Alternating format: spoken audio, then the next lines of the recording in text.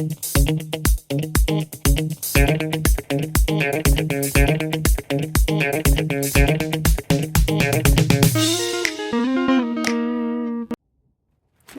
hi. Yeah, today there is a little bit of a perspective change happening, because sometimes the answers are in the details, you know. Will it be the case for the next question? Let's see.